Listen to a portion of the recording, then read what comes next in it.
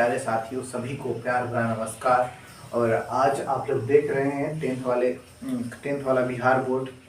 जैसा कि आप लोग देख रहे हैं कि बिहार बोर्ड का एग्ज़ाम बहुत ही नज़दीक आ गया है और हम एसएसटी का जिम्मेवारी आप लोगों के साथ लिया था। बहुत ही ईमानदारी पूर्वक से ऑफलाइन में भी समाप्त किया और लास्ट घड़ी में वो ऑफलाइन के साथ साथ ऑनलाइन घड़ी में आप जो याद किए हैं, जो ज़्यादा कुछ नया करने की ज़रूरत नहीं है। हम देखिए सब्जेक्टिव एनालाइज करने आए हैं कि देखिए बिल्कुल अब इससे ज़्यादा एक भी नहीं पढ़ना है, किसी के चक्कर में नहीं रहना है कि ये पढ़ लो वो पढ़ लो।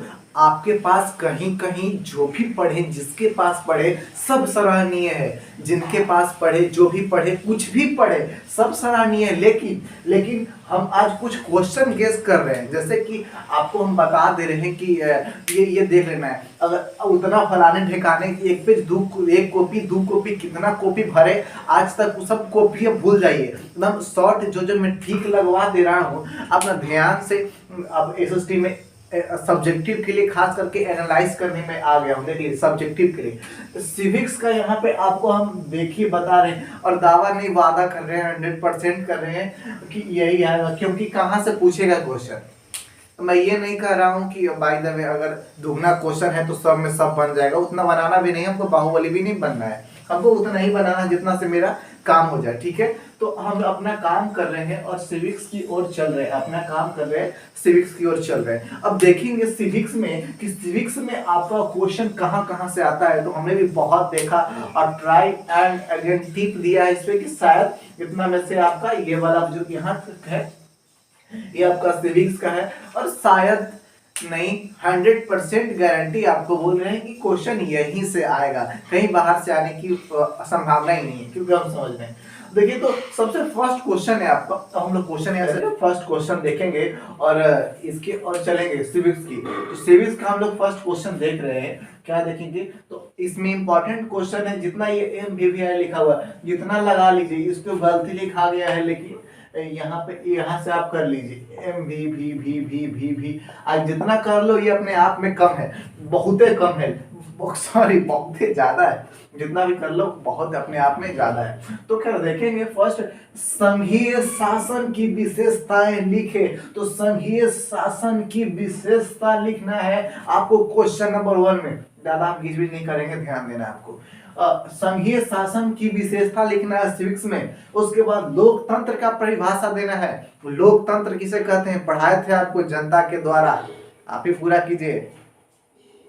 तो लोकतंत्र की परिभाषा दीजिए, पढ़ाए थे ऑफलाइन में। और उसके बाद थर्ड क्वेश्चन है धर्मनिरपेक्षता की परिभाषा दीजिए, सब पढ़ाया हुआ है। अगर जो बच्चे कहीं पढ़ रहे हैं दूसरे जगह अगर नहीं पढ़े हैं गलती से, और बाय द वे आपके पास आंसर नहीं है तो जो भी है पासपोर्ट है, कुंजिका है, केस है, बुक है, किताब है, जो है ना आप निकाल के और पूरा दम लगा दीजिए। लेकिन इतना क्वेश्चन बताइए, एक सब्जेक्ट से आपका 8 गो क्वेश्चन है, अब 8 को नहीं बनाइएगा तो कैसे काम चलेगा, ये देखना। उसके बाद लोकतंत्र का परिभाषा दे, लोकतंत्र किसे कहते हैं उसका अधिक परिभाषा देना है आपको। थर्ड में धर्मनिरपेक्षता की परिभाषा देना है। उसके बाद नंबर 4 में छात्र आंदोलन के कारण, ध्यान देना है यहाँ पे आपको, बहुत ही अपने आप में जितना कहें उतना कम है, बहुत ही ज्यादा इंपॉर्टेंट है ये। छात्र आंदोलन के कारण बताएं, तो छात्र आंदोलन के आपको कारण बताना है। और आपको डिफिनेशन फिर से मैं बता रहा हूँ, यहाँ पे अगर डिफिनेशन बताने लगेंगे तो वो फिर से वही हो जाएगा शुरुआत वाली बात। तो यही चलते अब कहीं से भी हो, गेस हो, पासपोर्ट हो, कुंजिका हो, जो भी है जहां से भी निकाल के आप लोग आंसर खोज लीजिए। उसके बाद नंबर 5 में चलते हैं। तो 5 में आतंकवाद। आतंकवाद लोकतंत्र के लिए चुनौती है कैसे, बहुत ही इंपॉर्टेंट, अपने आप में बहुत ही ज्यादा खास क्वेश्चन है कि आतंकवाद लोकतंत्र के लिए चुनौती है कैसे। तो ये भी इंपॉर्टेंट है अपने आप में, इसको भी लगा लेंगे आप लोग। अपने आप में बहुत ही बड़ा चुनौती है लोकतंत्र, आतंकवाद लोकतंत्र के लिए चुनौती है। उसके बाद नंबर 6 क्वेश्चन चलेंगे। तो राजनीतिक दल को लोकतंत्र का प्राण क्यों कहते हैं। बहुत ही इंपॉर्टेंट क्वेश्चन है आपका सिविक्स के लिए कि राजनीतिक दल को लोकतंत्र का प्राण क्यों कहते हैं। तो ये सबका चर्चा किया हुआ है, हमने पढ़ाया ऑफलाइन में। आपके पास पासपोर्ट कुंजी का जो है जहां से निकाल के जैसे भी हो इसको कंप्लीट करना है। अगर याद है, हमको पता है आप सब लोग को याद होगा, लेकिन इस पे अब ज्यादा ध्यान देना है कि 100 में 100 क्लियर करके आना है इसको। उसके बाद राजनीतिक दल का कार्य बताएं। राजनीतिक दल जब कोई होता है तो उसका कार्य क्या होता है आपको पता होना चाहिए, या आपको कार्य दर्शाना पड़ेगा आपको वोट वाला कॉपी पे। उसके बाद हम चलेंगे, देखेंगे कि परिवारवाद एवं जातिवाद बिहार में राजनीतिक समस्या है कैसे। जैसे कि अपना बिहार में ना सबसे ज्यादा वो परिवारवाद जातिवाद चलता है, बिहार में परिवारवाद जातिवाद चलता है। तो वो लोकतंत्र के लिए आपका मतलब राजनीति के लिए समस्या है कैसे आपको दर्शाना होगा। वो आपका वोट का कॉपी होगा, उस पर लिखना पड़ेगा आपको। तब वो आप कैसे दर्शाएंगे नहीं दर्शाएंगे हम तो पहले पढ़ा दिए, लेकिन इसका आंसर कैसे लिखेंगे अब आप पे डिपेंड करना है, डिपेंड करता है कि आपके पास जो भी है कॉपी में लिखा हुआ है, पासपोर्ट में है, गेस में है, कुंजिका में है, जहां से भी उपाय करके एक एक बार बस देख लेना है। आपको तो सब याद ही होगा, लेकिन इतना पे जो मैं बता रहा हूं उस पे एकदम 100% क्लियर ही रखना है। उसके बाद अब हम लोग चलेंगे तो हिस्ट्री की बात कर रहे हैं हम लोग, हिस्ट्री अब चलेंगे। ये आपका एसएसटी पढ़ रहे थे हम लोग, तो उसमें सिविक्स में हमने देखा इतना क्वेश्चन। उसके बाद हम लोग हिस्ट्री में चलेंगे। अब हिस्ट्री में हम लोग क्वेश्चन देखेंगे कि जो इम्पोर्टेंट है उसका हमने चयन किया, मैं खुद से किया हूँ, लेकिन ऐसा नहीं समझिएगा कि कहाँ कहाँ से लेके आ गए हैं। बहुत ही इंपॉर्टेंट है अपने आप में। आप आराम से आंख बंद करके पढ़िए, कोई दिक्कत नहीं, हेडफोन लगा के सुनिए। फर्स्ट नंबर क्वेश्चन यहाँ से कह रहा है ना कि रूसी क्रांति के कारण बताएं। रूसी क्रांति क्यों आया था उसका कारण बताइए। अजी तो हम कैसे बताएंगे, आपके पास ना आंसर है तो आप ना बताइएगा, हम तो क्वेश्चन बताए हैं यहाँ लेके आए हैं। तो आपके पास लिखवा दिए हैं, नहीं जो लिखे हैं ऑफलाइन में चला था। अगर जिसके पास पासपोर्ट गेस है, मैं बार बार कह रहा हूँ, जिसके पास पासपोर्ट गेस कुंजिका जो भी है यार आपको याद ही है, हमको मुझे आशा नहीं विश्वास है कि आपको याद होगा। रूसी क्रांति के कारण बताएं। उसके बाद नंबर 2 क्वेश्चन है आपका 1929 के आर्थिक संकट कब हुआ था। 1929 के आर्थिक संकट के कारण एवं परिणाम बताएं। 1929 में आर्थिक संकट के कारण बताएं, आर्थिक संकट क्यों हुआ था और उसका परिणाम क्या निकला वो बताएं। उसके बाद जर्मनी नंबर 3 में जर्मनी के एकीकरण में बिस्मार्क की भूमिका का वर्णन करें। तो जर्मनी के एकीकरण में बिस्मार्क की भूमिका का वर्णन करें। उसके बाद नंबर 4 में आपका भारतीय राष्ट्रीय आंदोलन में गांधी जी की भूमिका का वर्णन करें। तो बताना है आपको कि भारतीय राष्ट्रीय आंदोलन में गांधी जी की भूमिका क्या थी वो आप वर्णन करें। तो ये हिस्ट्री में इतना क्वेश्चन रहा, और थोड़ा सा हिस्ट्री का क्वेश्चन है, देखेंगे हिस्ट्री। हाँ इधर है, जैसे वेरी वेरी इंपॉर्टेंट है। आप पापा भैया चाचा जो भी हैं, चाचा जो भी पढ़े होंगे वो भी ये क्वेश्चन जानते हैं कि नंबर 5 है खूनी रविवार एसएसटी के लिए बहुत ही इंपॉर्टेंट है, आप लोग भी जान रहे होंगे। तो इसको याद कर लेंगे, खूनी रविवार क्या है आप लोग याद कर लेंगे। उसके बाद गैरीबल्डी का कार्य बताएं, गैरीबल्डी क्या करता था उसे कार्य बताना है। उसके बाद आपको 7 नंबर क्वेश्चन में एजेंट ऑरेंज और रासायनिक हथियार से कि आप क्या समझते हैं इसे परिभाषित करें। एजेंट ऑरेंज एवं रासायनिक हथियार से आप क्या समझते हैं इसे परिभाषित करें। लिखना होगा आपको इसका आंसर, तो परिभाषित करना है इसको। नंबर 8 में चलेंगे तो बिहार के किसान आंदोलन के बारे में बताएं। बिहार के किसान आंदोलन के बारे में बताएं। आपको एकदम इंपॉर्टेंट क्वेश्चन है, बस बिल्कुल देखिए ज्यादा नहीं लगाए हैं कि मतलब 100-200 क्वेश्चन इंपॉर्टेंट लगा देते हैं। देखिए 8 क्वेश्चन आपका सिविक्स से लिया है और हिस्ट्री से 8 क्वेश्चन, ज्यादा नहीं 7-8 क्वेश्चन हर सब्जेक्ट से लिए। हिस्ट्री में सोशल साइंस में 5 सब्जेक्ट है, 7-8 क्वेश्चन तो लेना ही पड़ेगा, उससे पूरा क्वेश्चन बन जाएगा, टेंशन मत लीजिए। उसके बाद आपका आपदा है, ये भी अपने आप में अहम रोल एवं खास भूमिका निभाता है। देखते हैं इसका क्या भूमिका है। तो उसको बाढ़ किसे कहते हैं बताइए, तो किसको नहीं याद होगा बाढ़, जो पढ़े हैं थोड़ा बहुत भी। बाढ़ किनको नहीं याद होगा भी बताइए, अब बताइए। अब बाढ़ जब आपको याद है बाढ़ बताइए। उसके बाद आप सुखाड़ भी पढ़े थे, अब सुखाड़ भी आपको याद होगा। सुखाड़ पढ़े थे, बाढ़ पढ़े थे, सुखाड़ पढ़े थे, क्या सुनामी नहीं पढ़े थे। सुनामी भी पढ़े थे। बाढ़ किसे कहते हैं, सुखाड़ किसे कहते हैं, सुनामी किसे कहते हैं। अब भूकंप नहीं पढ़े थे, भूकंप भी पढ़े थे, भूकंप किसे कहते हैं। सबका अगर सब तो नहीं पूछेगा, इतना में से कोई एक का पूछेगा कि परिभाषा बताओ, तो परिभाषा नहीं बताइएगा, बिल्कुल बता देंगे कि बाढ़ किसे कहते हैं, सुखाड़ किसे कहते हैं, सुनामी किसे कहते हैं, भूकंप किसे कहते हैं। सबको परिभाषित करे, आंसर इसको लिखना है, क्वेश्चन यही रहेगा, इतना में से किसी एक को परिभाषित करे। तो बताइए, नहीं कर दीजिएगा, आराम से, सिंपल है, इजी है, एकदम लगड़ देंगे। टॉप करना है इस बार आप सब लोग को। उसके बाद कह रहा है ना कि ये सब का परिभाषा बताए और इससे बचने का उपाय। कोई एक कहीं आपको डिफिनेशन लिखना है, जैसे कि बाढ़ की परिभाषा दे रहे हैं तो बाढ़ से बचने का उपाय भी लिखेंगे। सुनामी सुखाड़ किसे कहते हैं तो सुखाड़ का डिफिनेशन देंगे, यानी परिभाषित करेंगे सुखाड़ को, उसका न फिर से नीचे से बचने का भी उपाय हम लोग लिखेंगे। तो इससे बचने का भी उपाय, तो 1 क्वेश्चन। और नंबर 2 में आपदा क्या है, ये कुल कितने प्रकार के होते हैं, आपदा क्या है, ये कुल कितने प्रकार के होते हैं। बस हमने आपदा से 2 क्वेश्चन गेस किया है, इससे बाहर नहीं पूछने वाला है। एकदम 100% बिलीव कर लो। एग्जाम के बाद तुम कमेंट करके बताना कि सर भैया आया या नहीं आया, बिल्कुल यही आने वाला है। एकदम दिमाग में बांध लो, बाढ़ सुखाड़ सुनामी भूकंप सबको परिभाषित करे एवं इससे बचने का उपाय बताए। तो सबको परिभाषित करने की जरूरत नहीं है, क्योंकि तुम्हारे एग्जाम में ना एक ही क्वेश्चन पूछा है, बाढ़ को परिभाषित करे एवं इससे बचने का उपाय बताए, या सुनामी को परिभाषित करे एवं इससे बचने का उपाय बताए, सुखाड़ को परिभाषित करे एवं इससे बचने का उपाय बताए। यही सब क्वेश्चन पूछ रहा है, पूरा नहीं कोई पूछ रहा है। उसके बाद आपको ये पूछना है आपदा क्या है, तो आप आपदा भी पढ़े होंगे। आपदा क्या है, ये कुल कितने प्रकार के होते हैं। That's all, this finish for आपदा प्रबंधन आपका खत्म हो गया। इससे ज्यादा पूछने के लिए इसके पास क्वेश्चन ही नहीं है, क्या पूछेगा। पूछेगा भी तो आप लोग देख लेंगे, इससे ज्यादा एक भी क्वेश्चन नहीं पूछने वाला है। ये 100% मेरा गारंटी है।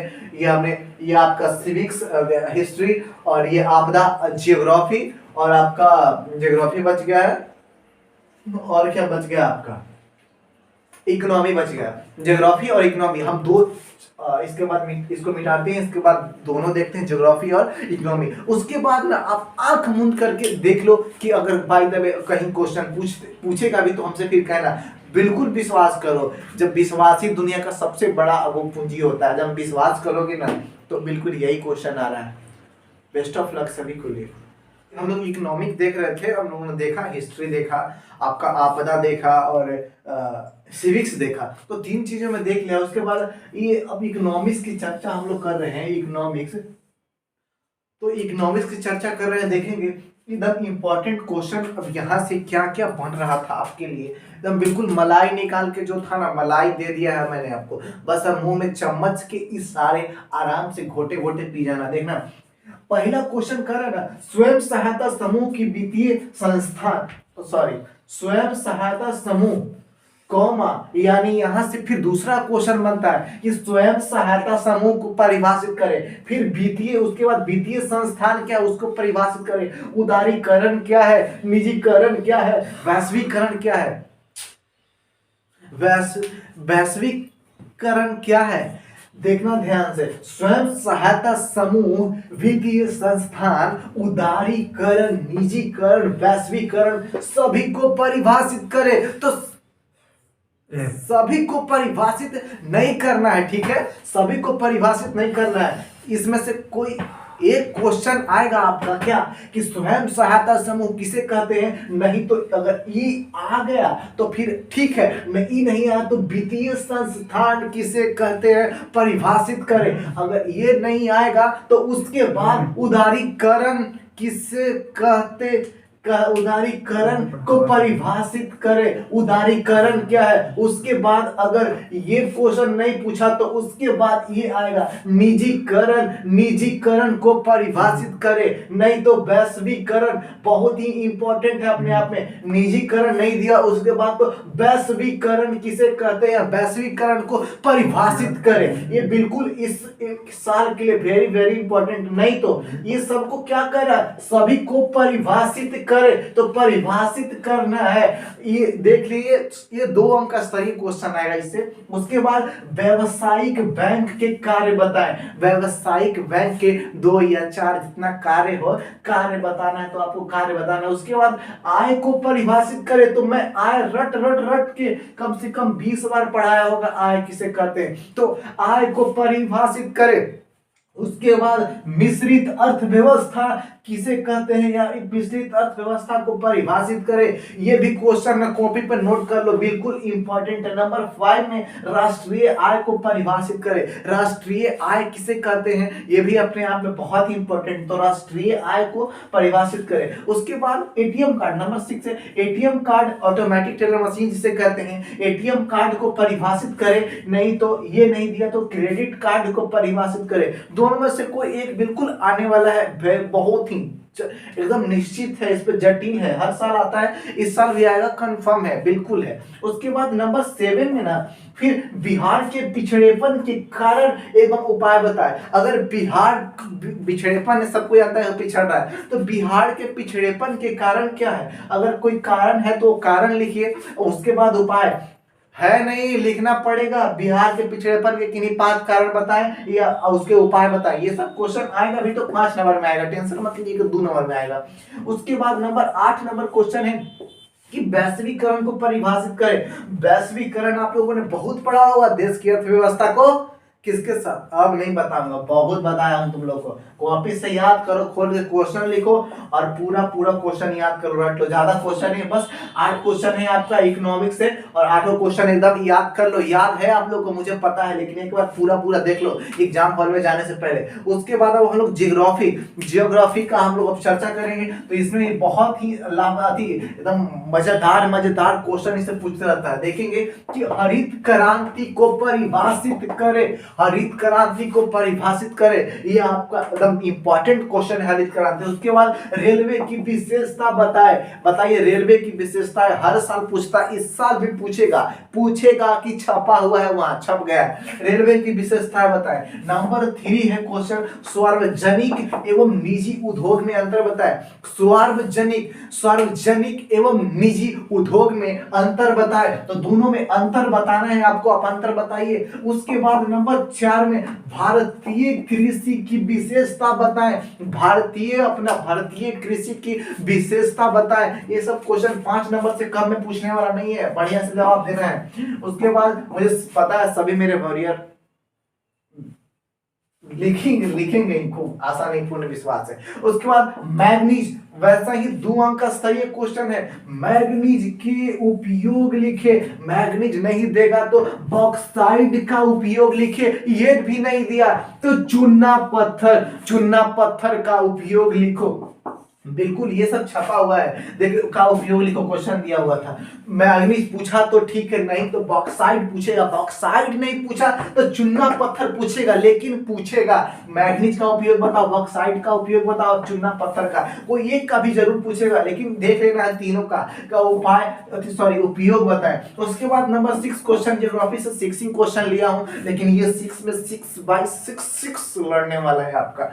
6 क्वेश्चन है आपका, स्वामित्व के आधार पर संसाधन कितने प्रकार के होते हैं एवं सभी को परिभाषित करें। तो मैं रट के पढ़ाया हूं, सब बेकार नहीं जाना चाहिए कि स्वामित्व के आधार पर संसाधन 4 प्रकार के होते हैं। स्वामित्व के आधार पर संसाधन 4 प्रकार के हुए हैं, व्यक्तिगत संसाधन, सामुदायिक संसाधन, राष्ट्रीय संसाधन, अंतरराष्ट्रीय संसाधन। सब मैं रट के पढ़ाया हूं चारों, ऐसे रटवाया हो कैसे, व्यक्तिगत संसाधन वैसा संसाधन जिसपे किसी खास व्यक्ति का अधिकार हो, व्यक्तिगत संसाधन, सब क्वेश्चन से आंसर निकलवाने के लिए आप लोग को सिखाया हूं। सामुदायिक संसाधन वैसा संसाधन जिसपे पूरा समुदाय का अधिकार हो, सामुदायिक संसाधन कहते हैं। सब संसाधन आप लोग को रट के पढ़ाया हूं। ये भी क्वेश्चन इंपॉर्टेंट है इस साल के लिए कि स्वामित्व के आधार पर संसाधन कितने प्रकार के होते हैं। एक बता दे रहा हूं कि 4 होता है, अब कौन कौन ये भी इससे पहले बताऊं, सब कोई एकदम रट के जाना है एग्जाम हॉल में। अब बिल्कुल ये आपका सब्जेक्टिव पूरा अब जाके फिनिश, ये आपका 40 में 40 बनाने लायक इतना क्वेश्चन से आपका फिनिश हो गया है। बाकी सब्जेक्टिव पूरा एनालाइज कर दिया आपको हमने। हिस्ट्री का देखा, उसके बाद आपदा का देखा, इकोनॉमिक्स का देखा, सिविक्स का देखा, ये इकोनॉमी है आपका, फिर ज्योग्राफी। पांचों सब्जेक्ट से आपका हमने एसएसटी जैसे आपका वादा किया था कि हम फुल्ली आपके साथ उतरेंगे, तो बिल्कुल एक क्वेश्चन सब्जेक्टिव इससे बाहर नहीं आने वाला है। अगर बाहर आया तो एग्जाम दे के आना, उसके बाद कमेंट भी लिखना। सब्जेक्टिव 100% यानी जो आपका 40 नंबर का आने वाला था, 40 में 40 आपका पूरा मैंने कंप्लीट किया। बस जो भी आप पढ़े हैं, अगर बाय द वे कोई बहुत दूर दूर की जगह से है, अगर आपके पास इनका आंसर नहीं है पहले से याद है, तो जो भी है पासपोर्ट, कुजिका, गेस गाइड, जहां से भी निकालो, जैसे निकालो, लेकिन एक बार देख लेना है, एकदम अपना बना लेना है। और सबको हमने बताया था कि हर क्वेश्चन से आंसर निकालने के लिए आपको सिखाया था, बहुत सिखाया है आप लोगों को, बहुत। तो अब लास्ट घड़ी में वही काम आएगा, ट्रिक एफर्ट जैसे हो याद कर लेना है। और सभी मेरे वॉरियर को जो भी इस बार एग्जाम देने जा रहे हैं, सभी को बेस्ट ऑफ लक है। कि जो भी ये हमारे वजह से थोड़ा बहुत नंबर कम रहा था, जो भी है हमने कोशिश किया कि जो मेरा योगदान हो थोड़ा बहुत आप लोगों को अच्छी अंक लाने में, अच्छा अंक प्राप्त करने में। तो हमने वादा किया है कि 40 में 40 हमने सब्जेक्टिव का एनालाइज कर दिया है, आपको बस क्वेश्चन आंसर घर पे याद कर लेना है। बाकी ऑब्जेक्टिव का सीरीज एक वीडियो और डालेंगे, वन शॉट दैट्स फिनिश। ऐसे एक इससे पहले आपका एक ऑब्जेक्टिव का और डाला है, 2 ऑब्जेक्टिव का वीडियो और एक आपका सब्जेक्टिव, बस 3 क्लास पूरा एसएसटी क्लास हमने कर दिया है। कह नहीं रहे, कर दिया। तो 2 वीडियो चढ़ गया, मतलब एक वीडियो ऑब्जेक्टिव का आपका चढ़ गया है, इसके बाद ये सब्जेक्टिव 2 हो गया। उसके बाद एक और लास्ट हमने आपका एग्जाम से एक दिन पहले डालेंगे, one shot for that finish पूरा ऑब्जेक्टिव के साथ। तो सभी जो भी एग्जाम देने जा रहे हैं, सभी को एकदम दिमाग खुल करके, एकदम नो दिक्कत नो परेशानी, एकदम आराम से आपको जब भी कभी लगे लिखते समय कि अब हमसे नहीं हो पाएगा, तो याद करना है कि हम किसके लिए पढ़ रहे हैं, कितना बड़ा अभी इतिहास रचना है। आपको कलम चलाने में फिर वही स्कूल में आपको जो बेंच पे बैठे रहेंगे मदद करेगा। तो चलिए सभी को बेस्ट ऑफ लक, और सब लोग याद कर लीजिए। फिर मिलते हैं नेक्स्ट वीडियो में। सभी को जय हिंद, जय भारत।